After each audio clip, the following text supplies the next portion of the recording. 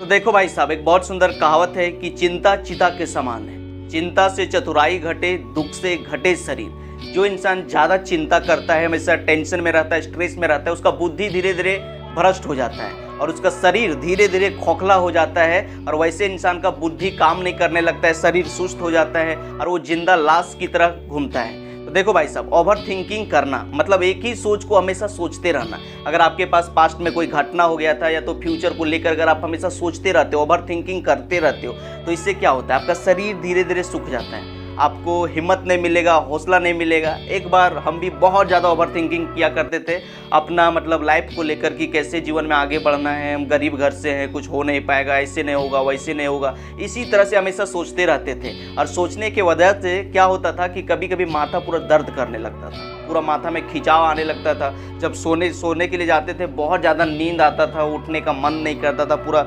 शरीर सुस्त लगता था, बदन दर्द करने लगता था। तो देखो भाई साहब, ओवर थिंकिंग यानी कि नेगेटिव सोचना, एक ही चीज़ को बार बार सोचना, ये सबसे डेंजर बीमारी है आपके शरीर के लिए। अगर आप हमेशा लगातार सोचते रहोगे, ओवर थिंकिंग करते रहोगे, तो इससे क्या होता है कि आपको मेंटल प्रॉब्लम यानी कि आपका माथा का बीमारी होता है, यानी कि माथा भक भक मारेगा, दर्द करने लगेगा कि चक्कर मार रहा है, कुछ समझ में नहीं आ रहा है, आपको लगेगा कि मर जाए, हरा जाए, भाग जाए, कुछ भी।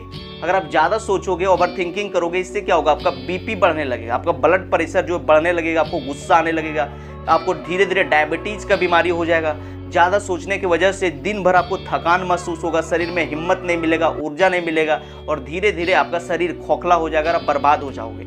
इसीलिए कभी भी ज़्यादा मत सोचो, एक दिन सोचो, 2 दिन सोचो और तीसरा दिन जो है भाई साहब उस पर भयंकर एक्शन लो। जो भी कुछ होना है समय पर भाई होगा।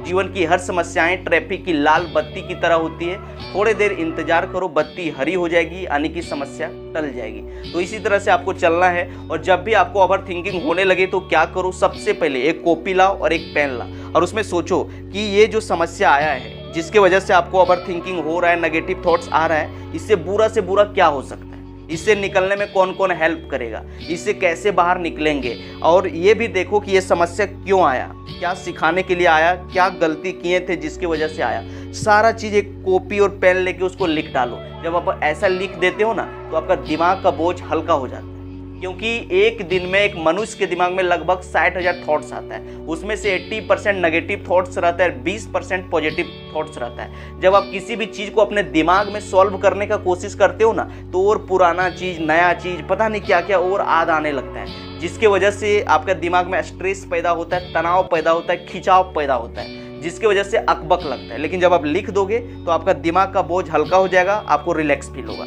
और आपको दूसरा काम करना है कि भाई साहब पॉजिटिव लोगों के साथ रहो, मतलब ऐसा लोग जो इग्नोर करना जानता है, जो हमेशा हंसते रहता है, मुस्कुराते रहता है, कोई भी टेंशन को, प्रॉब्लम को दिल पर नहीं लेता है, खाता है, बिंदास मुस्कुराता है, वैसे लोगों के साथ रहो। अगला काम करो कि जब भी नेगेटिव थॉट्स आवे, ओवर थिंकिंग होने लगे, तो कोई फिजिकल एक्टिविटी में व्यस्त हो जाओ, यानी कि अपना रूम का, कमरा का, बेडशीट का सफाई कर डालो, या फिर नहीं तो आपके घर में बाइक है, 4 व्हीलर है तो उसको धोने के लिए स्टार्ट करो, उसको धो डालो। जब आप ऐसा करोगे ना तो क्या होगा कि आपके शरीर में डोपामीन हार्मोन रिलीज होता है और आपको खुशी का एहसास होता है।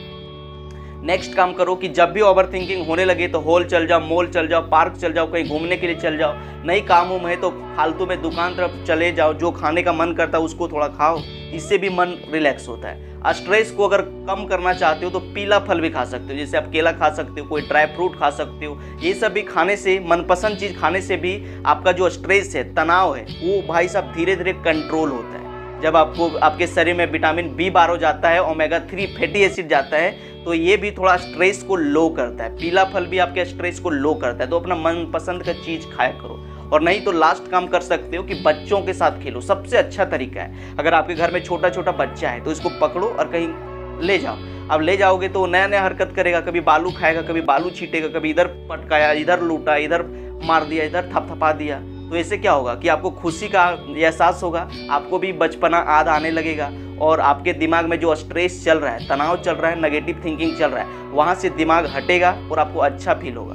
तो भाई साहब ज़्यादा टेंशन मत लो, यही कहना चाहेंगे कि जीवन की हर समस्याएं ट्रैफिक की लाल बत्ती तरह होती है। थोड़ी देर इंतजार करने के बाद जिस तरह से बत्ती हरी हो जाती है तो उसी तरह से समस्या टल जाएगी। समस्या हमारे लाइफ में बेवजह नहीं आती है। समस्या आने का सिंपल सा मतलब है कि आपको अपने लाइफ में बदलाव करना है। जिस तरह से आप ज़िंदगी जी रहे हो उससे आपको चेंज करना है, उससे कुछ नया सीखना है और सीख के उससे आगे बढ़ना है। समस्या जो है आपका हिडन पोटेंशियल, आपका पावर को बाहर निकालने के लिए आती है। देखो यार, जब भी समस्या आता है तभी इंसान कुछ बड़ा करता है। अब्दुल कलाम हो, भीमराव अम्बेडकर हो, भगत सिंह हो, चंद्रशेखर आज़ाद हो, या तो क्या बोलते हैं भारत के प्रधानमंत्री मोदी हो, जैकमा हो, अब्राहम लिंकन हो, कोई भी हो, जो जितना भी महान व्यक्ति हुआ है, हर किसी के लाइफ में बचपन में समस्या था और उस समस्या से लड़ा, उसे सीखा और सीख के आज उस शिखर तक पहुंच पाया।